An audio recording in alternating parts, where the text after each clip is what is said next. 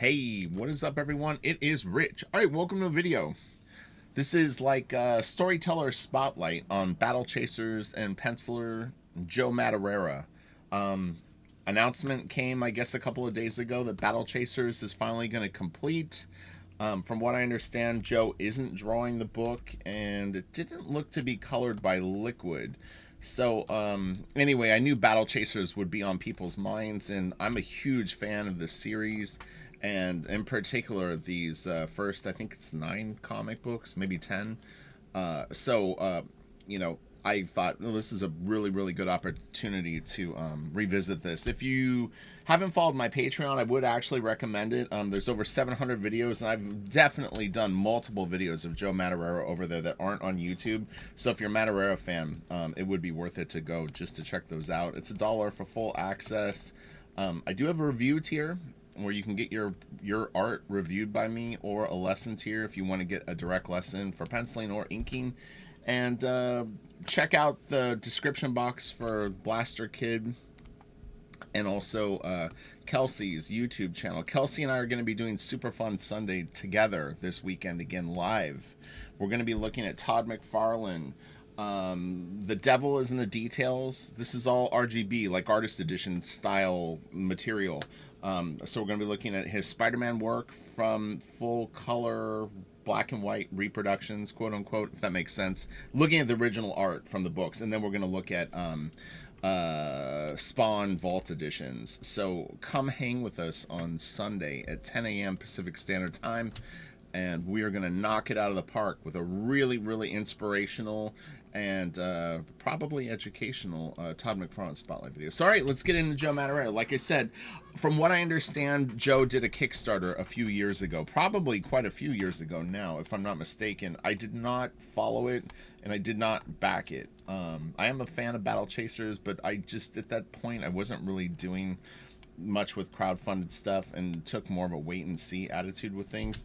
But I guess what it was is I don't know. I know that it raised a lot of money. I think it cracked $1 million, but I think it was for a video game. Explain to me in the comment section below what exactly it was. But I'm under the impression that kind of the book has already been paid for, like the comic book.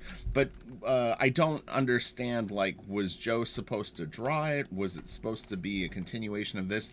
That I don't know. So clue me in, because I really actually have no idea. But anyway, today what we're going to focus on is the books that were done through Image Comics back in the, I guess, late 90s, maybe early 2000s.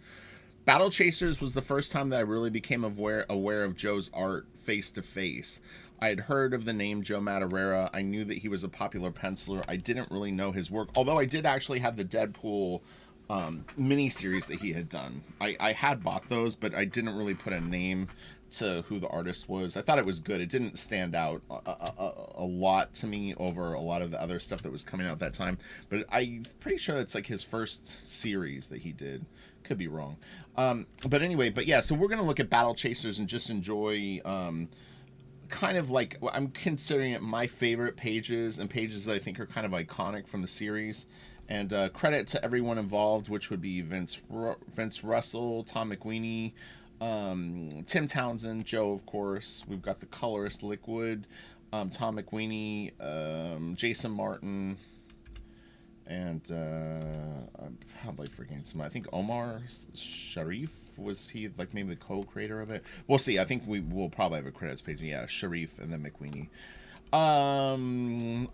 So like literally how I saw Joe's work was on Tom's desk when Tom was inking Battle Chasers #1 and the pages were coming in.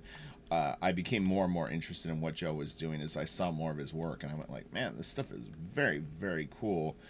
So look at the wolf. Joe has such big shapes. It's one of the funnest things to me about Joe's work is there's this just beefy three-dimensional quality to everything that he draws, and it just really pops, and it has this bold, dynamic, stretch and squished vibe to it, and it's just so exciting. He's so freaking good.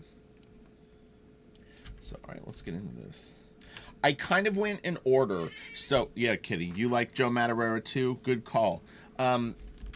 And again, there will be pages that will be missing. We're not going through the whole book or series, but I picked pages that I thought were very memorable and just beautifully done. This is such a great sequence. The inks are just so good too. Tom and Joe to me were really really something magical. Tom had a slightly organic line, but it was yet tight at the same time. It had a bold quality and yet a finesse to it, and it just seemed to meld with Joe's work in ways that were quite magical. So look at that. Oh my gosh. I actually saw this original board, and in fact, if you watch my Comic-Con walkthrough video that I did from, might have been when COVID was going on. I think I did like a retro from the year before. I actually go through the original art of this, like a portfolio at Quan Chang, who is Joe's art dealer, or sells his art. I think he's his art dealer. Yeah, I think Quan is his like official art dealer, but he had this original, so beautiful and so kick-ass. I hadn't seen it since Tom inked it, but I did actually remember when Tom was working on this. How could you not be a fan of this? If you're not a fan of stuff like this, honestly, you need to check your head, friend. This is some good shit. Look at those trees. I love these big chunky fungi growing on them. This looks like a creepy claw. Oh my god. So good. These knocked out trees in the background. It looks like something right out of Scooby-Doo. This is good. So apparently it was interesting because I would talk to Tom a lot. Tom McWeeny was a good guy and very, very smart and well-trained, educated artist, on top of the fact that he's a badass penciler on top of inker. So I guess the premise, sort of in a weird way, was this is a very abstract sort of version of the Wizard of Oz-ish. I am not saying that like you could completely template it, but it has bits and pieces of that sort of idea to it. This maybe is a little like Little Red Riding Hood, but you know, you've got the Tin Man, the Scarecrow, the little girl Dorothy. You know what I mean? I'm painting in broad strokes. I don't think that Joe is literally trying to do it. These wolves are so great. Tom years ago told me how the first story ends, so I'll be curious to see the new comic and see if in fact Joe sticks with what he had planned in like 20 years ago. It's so funny that it was that long ago. For people that actually were collecting these comics when they were coming out, it was a long time ago. Doesn't seem like it, right? It seems like 12 years ago, not 20. These guys are cool. This is really great. He really keeps this stuff very three-dimensional. It's interesting because I've been going through a lot of form and sort of drawing videos for my Patreon, and I was explaining to them the planes of the head and how you have to be really careful where you place detail. So if you start crossing planes, meaning these big chunks that Joe draws, you know, if your lines go past certain points, then you start to lose the form. But Joe really understands where the suggested forms are. So all these little lines and stuff that he puts on, they're not as random as you might think. They actually are hitting on either the edges of planes or they're starting to turn over planes. So he knows what's up. The really, really good artists all do. You know, it's not just, oh yeah, you throw lines like across the cheek. These are all going very, very specific directions. And they're actually, if you look at this one line here, I'll show you really fast what I'm talking about. I won't get into too much less than shit, but so this line right here, it's actually going up the eye socket. I mean the eyelid. Let me so there's a lid right here that's like a three-dimensional form, but he's got these lines going up to it. You know, they're going up to this, but this one is actually going up, and if you had more they would start to go like this. But even this is a brow. It goes up and over like that. So there's these planes that he's rendering on. So there's a little takeaway for you. This is a nice cover. I didn't actually remember it, but this is colored from pencil, and it looks to be colored by someone named Avery, but I think he did a real nice job. It's different than liquid, but it looks good.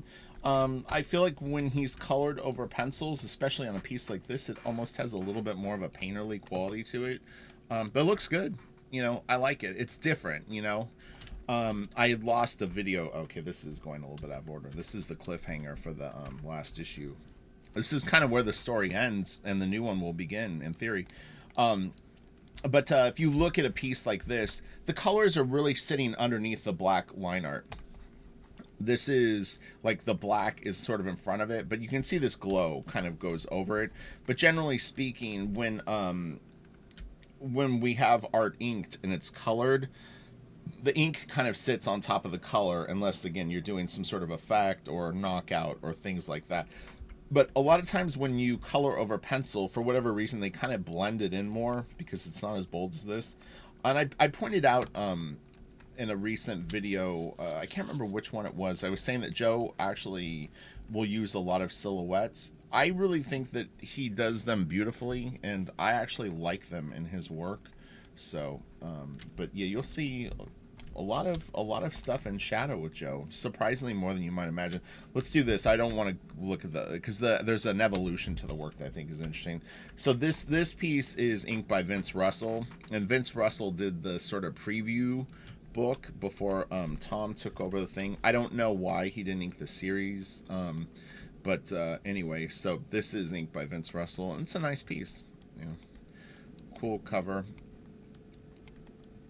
His stuff is a little more gritty than Tom for some reasons.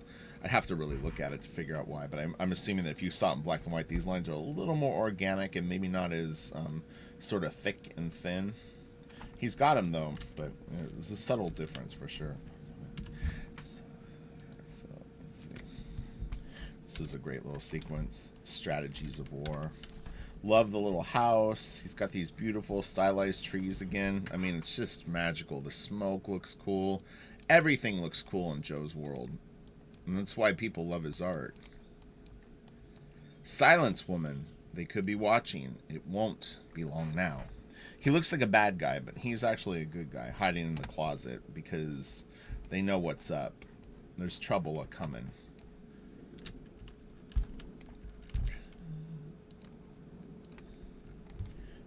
Is good. Skip ahead a little bit. Like I said, I didn't want to open every page. I just wanted to do what I considered memorable pieces.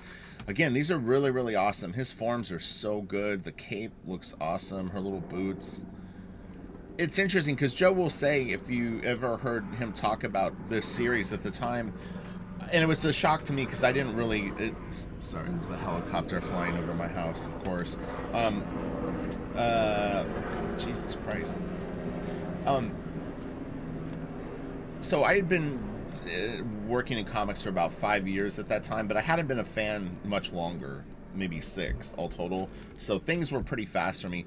I didn't really realize that fantasy comics traditionally don't do well in comic books. I had grown up on like Dungeons and Dragons and movies about, you know, wizards and warriors and stuff like that, and I always enjoyed the genre. So I just really was not observant enough to realize that those comics don't normally do well. So in a way, from what Joe said, picking this as his creator-owned book was a bit of a risk at the time. That on paper, this book might not do well because it wasn't superheroes. In my opinion, I was like, man, I love a good fantasy book. I don't care. Good art is good art, and a cool story is a cool story. I don't need people in spandex dancing around, shaking their ass. No. Is that what they do in superhero comics? I don't know. So anyway, yeah, this is cool. I love these shadows on the wood and stuff like that. It's all very, very cool. It's funny too, is so you know, I'm obviously showing you guys digital files right now. I actually love these digital files in a way almost a little tiny bit more than the comic book, and the reason being is that you can really, really appreciate the colors more. Liquid is just, they're such special colorists, and it was so cutting edge for the time. But I love being able to see it on a computer screen where you can kind of zoom in and actually look at the strokes and the blips and blops and all the stuff. It's very, very vibrant. I'm on a Cintiq, like a huge Cintiq right now. So just seeing it up close and personal like this, it's really just beautiful, beautiful looking stuff. And in the comic book, you're looking at it way, way smaller than this, first off, and then it's on paper. It still looks great, but yeah, I think that the hardcover actually has nice slick paper. It's very, very cool. I have 2 copies of it. I own, oh my god, so many copies of Battle Chasers and all its like iterations. It's pretty funny. A long time ago, I would definitely consider this one of my favorite books. My computer agrees. But yeah, I mean, I think like if this would have gone on for like 25 issues, I think it would have been a no-brainer for been easily a top 10 book all time for me. That's how much I like the art. I think that it's so cool looking. It would have been great too. I don't want to spoil what I think is coming, so I'm not going to say. But like, imagine in an adventure movie when they go to different scenarios. You know what I mean? It starts off in a forest, and then maybe they go somewhere else, and it's a completely different environment. And now they're going through this kind of terrain. Now they're dealing with these kind of threats, stuff like that. I mean, it could have really had a lot of opportunities to be visually stunning, and I think a fun adventure story. He just, everything he draws looks cool. This character is Calibretto, if I'm not mistaken. It's been a while, but like, this is a great, fun design. I know that there's tons of stuff that he's influenced by, but it looks cool to me, The Tin Man. Oh, this is really good. So I went to an art collector's dinner with a small group of friends a year or 2 ago, and one of the guys that I was sitting next to, I was tripping out on him because I'd never met him before and I don't know him personally. He's an interesting guy. He was talking about like all the stuff that he had bought, and I was like going like, man, like how much money are you spending on art? Because it was like, key pieces. But anyway, what was interesting about this guy and what ties him with Joe Madureira is he went to high school with Joe, and he said that Joe in high school was just very, very famous for being like an awesome artist. And it was just really interesting to me, like what a weird coincidence to go to high school with Joe Madureira, and then like everybody knew how good Joe was. And I think Joe actually was still in high school, and he started working at Marvel as something, maybe an editorial assistant or something. I can't remember what the whole story was. I don't want to misquote what it was, but I'm nearly sure that he was still in high school and started doing something for Marvel, and then actually did, I think, that Deadpool story while he was still in high school, or like about to graduate. I'm not sure, but people could tell me in the comment section. But that's the gist of it. So Joe was real good for a long time, but he probably had been drawing since he was 8 or 10 years old, into it. And I call them lifers. J. Scott Campbell's a lifer. J. Scott Campbell has never not been an artist. So that, that's how you get guys when they're like 18 and 19 years old and they draw real good, is that that was their focus since they were 10 years old, and watching cartoons and laying on the floor drawing all their favorite characters. I mean, that definitely encodes you with a little bit of a leg up in terms of being good young, but you've put in the time. You've had 10 years of looking at art and trying to sort of reverse engineer how like your favorite artists do things. I mean, it definitely gives you a familiarity with things, which is important. A lot of it too, especially if you're going to draw out of your head, will come from those experiences of trying to figure out how to draw, Record of Lotus Wars or whatever, anime or manga or American comics and cartoons that you've been looking at. The gloves are so good. Nice bold shadow being cast on it. This glow is great too. Magic. It's like, Aramis, what have you done? To be continued. Zzz, are those? I need to reread this, to be honest. I probably have not read this book in 20 years. I was a little nervous. I remember the characters. I think this is Nolan. Is that his name? Oh no. Yeah, Nolan. I was thinking it was spelled different though, so I was actually right and wrong simultaneously. I love the colors on this. It was such a nice twist on what we had seen up to that point. It really opened up, and just these like peaches and blues and everything. It looked real good. I really like this page. Said I picked stuff that I thought was cool, so love the little design on the birds. They got the fancy little feathers on their heads. Oh yeah, these were kind of some cool looking monsters. Little like Damonite, little Giger. I mean, not literally. This is so Joe. It was interesting too, is I actually saw something within the last year or so, and I was trying to like. It was either I went like, oh, that's kind of where Joe probably got that from, and I can't remember what it was. But the timing matched up, meaning that it was before Battle Chasers, and something that I think in theory it might have been like one of the mangas that Kelsey and I looked at. Can't remember what it was. People will know. You guys are experts. I'm like, I know some stuff, but I don't claim to know it all. So I try to share what I know. I'm really cautious too to say that like when you watch these videos, please don't quote me on any of this stuff, because you know, I'm going by memory, and you know, you after a period of time you kind of start to paint the picture the way the way that you remember it. So this is all really cool. I actually assisted on some of these issues. Tom needed a little bit of help, and I would pitch in occasionally. Not this page, but I'm actually credited in the book with not inks, but it was. I've told this story before. So there was a close call when Tom actually left the book that I had been inking Travis, so I was busy. And then when I heard that Joe was looking for an inker and Wildcats was starting to wrap up as Travis was going to go do the MADUREIRA book, I actually submitted a couple, like 2 samples to Joe, but he had already been looking for an inker, and also because of the stuff I was doing on Travis, that didn't seem like, you wouldn't think like, oh, the guy that would ink Travis would do this style, right? But I had come from the Alex Garner school of Gen 13 inking before I inked Travis. It was like, I worked on that stuff for a couple of years.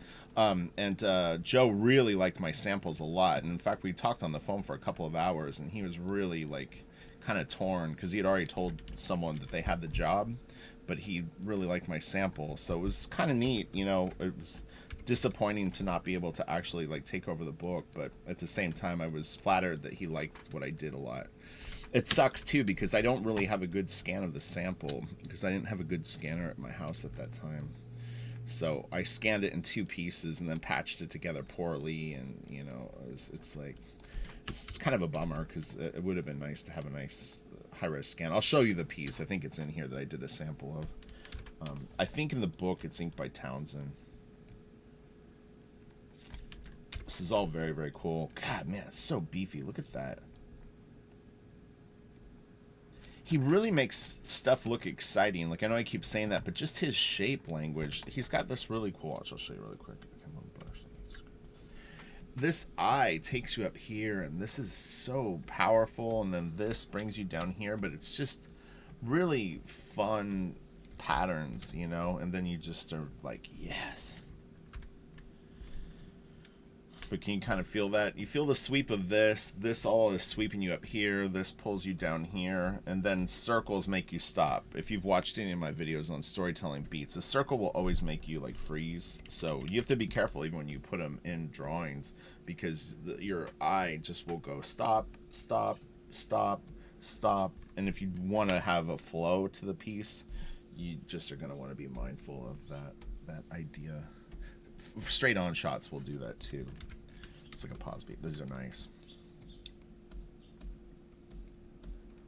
I wanted to call her Red Sonja. I'm glad I didn't, because that would have been really awkward to just keep referring to her as Red Sonja. Red Monica.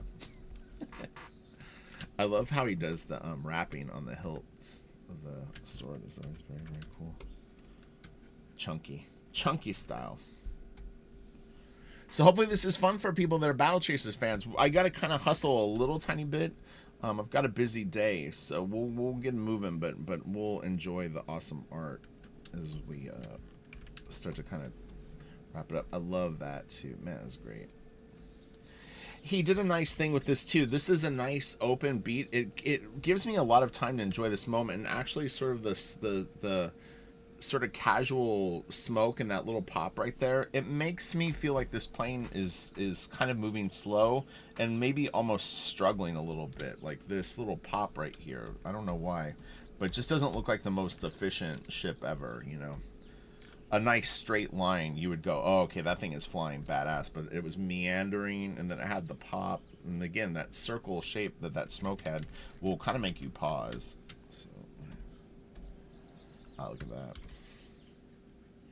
There was a time and a place where this became a very popular thing. It was in Soul Saga too, and other things. I mean, but all right. So to move more efficiently through these pages, what I'm gonna do is I'm gonna go full screen, and we'll probably go out of order. But really, the fun is just looking at the art anyway. So this is nice. Love the detail on this, and this is all very, very cool. Her hair at times looks like different hairstyles, like and he actually, the way that he approached stuff actually did fluctuate a little bit. Like he got more cartoony. There was more of a manga feel. When Jason Martin took over the book, that stuff had like a more gritty sort of black look to it. These are really cool designs too. Love the depth that he creates with all this stuff, all the overlapping. There's just really beautiful sense of form and things. So anyway, we kept seeing this page. I love this. This is such a great page and such a great piece, and you could see how much he's changed and looks different now from the first book. And it could be a combination of things. It could be that Joe was drawing it different, and then also Jason's inks were different than McQueenie's. But man, that is so badass. Wow, it's a great page. Oh, this is so good. The colors, man, just crush it. Oh my god. Love this. Oh.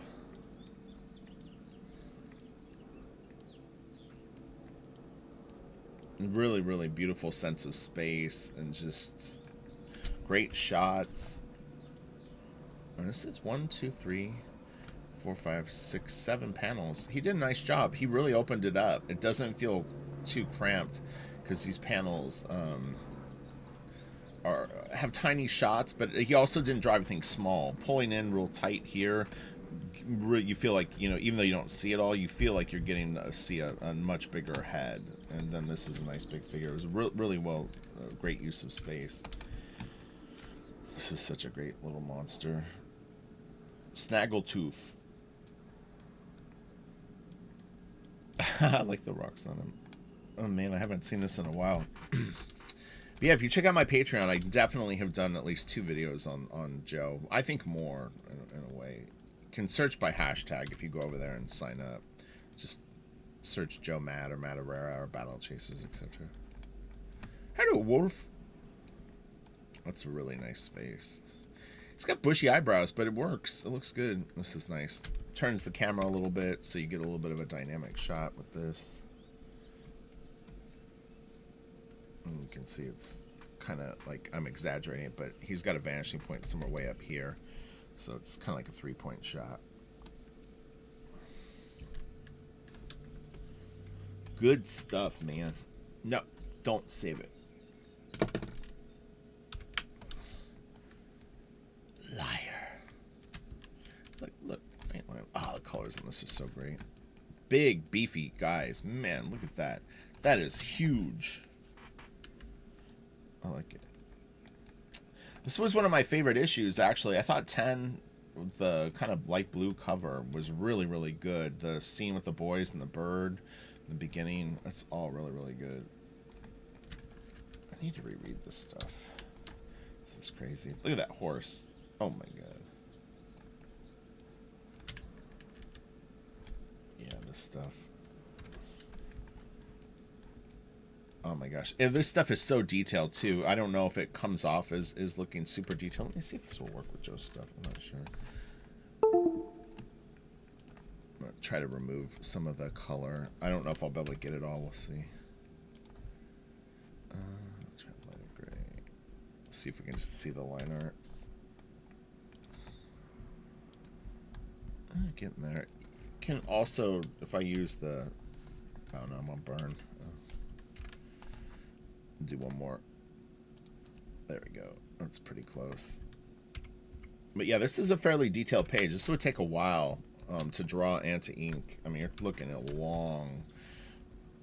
I mean, this panel might take 4 hours. So 1, 2, 3, 4, 5, 6, 7, 8, 9, 10. You know what I mean? Like it would stack up. Very, very cool though. Okay. No. This page. Man, that is so kick-ass. And this is, again, a lot of panels. It's starting to get dense here. 1, 2, 3, 4, 5, 6, 7, 8, 9, 10, 11, 12 panel page. And it's one of my favorites. And it's, you know, it's really, really good. These characters are so wild, but they're really fun looking.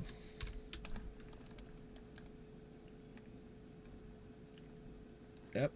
Joe Madureira. Mad Dog. Another silhouette. Always looks nice. This is real good. Really good. Okay. Oh, this is a beautiful page. Man. Nobody does it like Joe. That's for sure. Man. That is beautiful. What's interesting is oh, so this is issue 9. Sorry. So yeah, issue 9. Issue 9 is one of my favorite.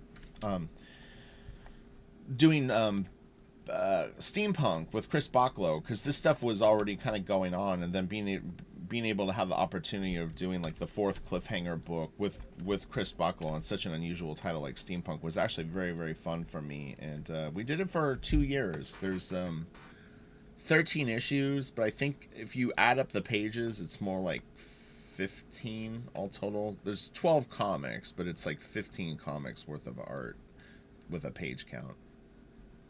So, and we did it, we finished it, well, finished the first arcs way back, and then Chris went to Marvel, and that was that. This is nice. Yeah, the cliffhanger books ended up being real good. Umberto did Crimson, and then I think Out There. I don't think. I mean, I know that he did Out There. I just can't remember if that would be considered a cliffhanger book. This is cool. Really, really cool monster. It's like all kinds of crazy stuff going on with it.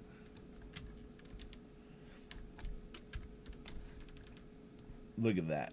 This is crazy.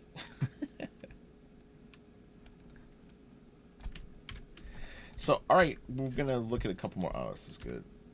Look at that.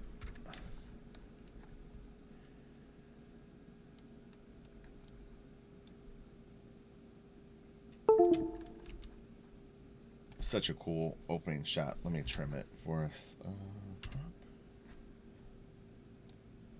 Oh, what did it do? No! Come on. Let's go back. Oh, sorry. What's it doing? Hold on, let me get out of this for a sec. Alright. Look at that. Man, that's so kick-ass.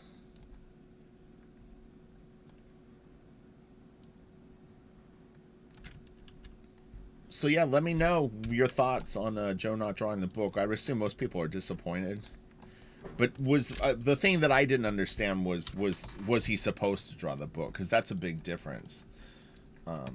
You know, this was the piece that I did as a sample. It's knocked out. You can't really see all this. This is a very, very detailed piece, but I crushed it. I did a really, really good job on my sample, and it looked great. It really actually did look quite good. Yeah, it was just too late. He'd already told someone they had the job, so I missed out. but I could tell it hurt. It hurt Joe. He's like, ah, shit, I didn't know you could do something like this. Joe's great, though. I mean, honestly, he's such a... It's funny that didn't get knocked out.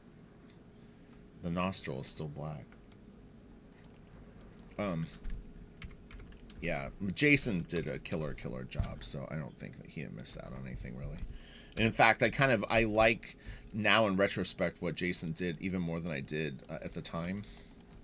At the time, I was so used to Tom McWeeney's inks that this felt a little... almost a little more organic than I wanted to see on Joe, but I've grown up and I'm a big boy now. I can handle the mix better. These are good. I think where Joe stuff starts to suffer is if you ink it too thin.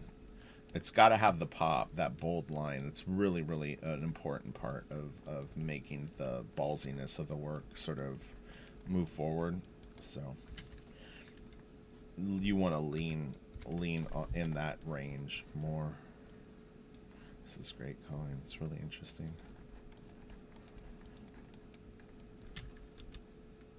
We're getting there. How many more files do we have? Oh gosh, okay. I love this panel right here. It's so good.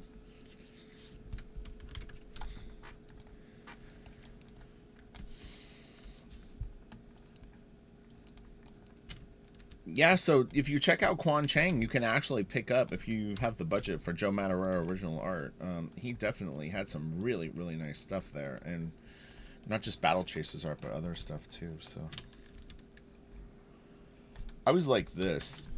This panel right here always stood out to me. His neck, and man, that's some buff stuff. Oh, the snake. I remember this page in pencil. It's so funny.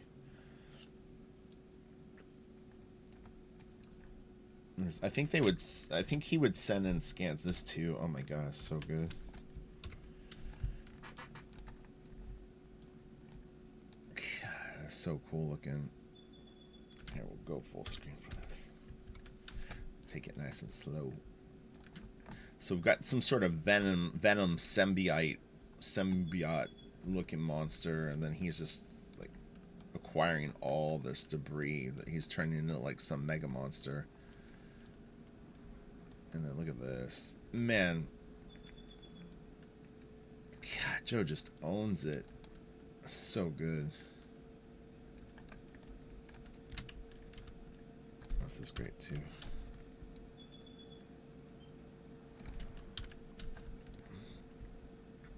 All right, well, you all have a good day as we wind this down. Make sure to check out my Patreon. Make sure to check out the Blaster Kid early sign-up campaign Indiegogo link. Make sure to check out Kelsey's channel. Make sure to come by on Sunday, and let's look at some Todd McFarlane original art through his books. The Devil is in the Details, the art of Todd McFarlane, and also the Vault editions. Yes, I know, Kitty, you love McFarlane as much as I do. Do you consider him your biggest influence? Where are you? Oh, you're behind me. Okay.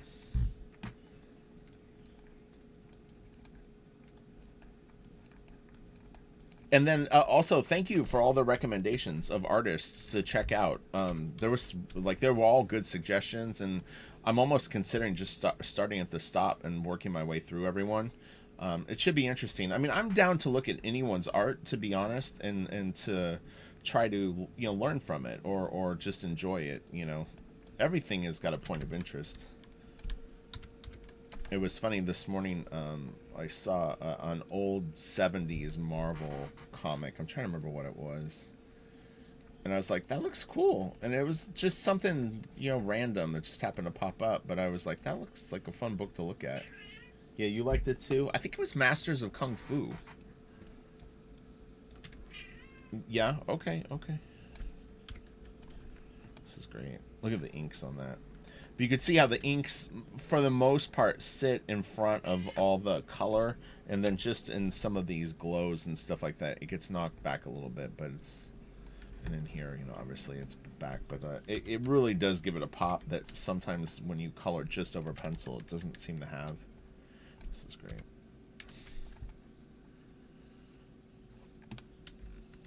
He did a short story, I think, of Battle Chasers and Frazetta, the Frazetta magazine, Frazetta Unlimited, or I can't remember what it was called. Frazetta Illustrated, maybe. I think it was a Battle Chaser story.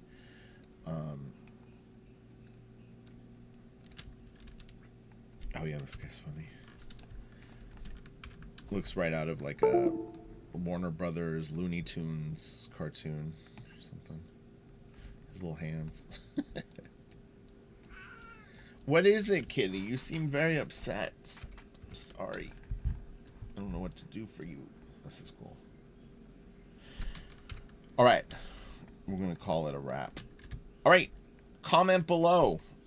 Are you getting the new Battle Chasers book? Are you not?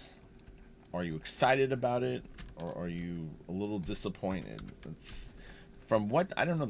I didn't read much of the comments section. I read like 2 or 3 comments, and so I didn't really get a feel for the overall. There was like 365 replies, I think, when I saw it on Instagram, but I didn't have time to go through all that stuff. I figured let's bring it to YouTube and you guys can discuss here. So, but either way, Joe is an incredible artist, and I wish him nothing but good things, and I would be very excited to see him draw a Battle Chasers story. So he comes back to the book. I'm in. Oh, the colors on that are so good. Kitty. Kitty.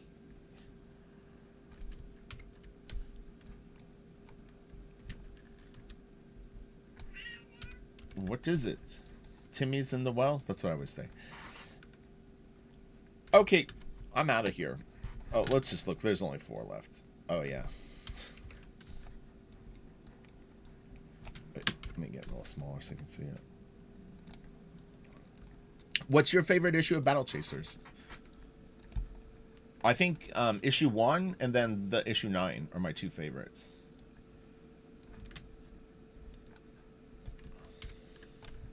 And who's your favorite character? I'm going to say mine is... I have to think about that. I don't know if I have a favorite character. I think I just like it all. It's not really an appropriate answer, though, right? You have to pick one. I think Garrison. Although we don't really... I don't feel like I know Garrison. That's the thing. But he was looking really cool in that last issue. That's why he won me over. Wasn't as big a fan of Garrison until the last book. He seemed to start to shine more for me. It was warming up to him. All right. You guys have a great day. I will talk to you later. We'll see you Sunday, actually. All right. Have a good one. Bye.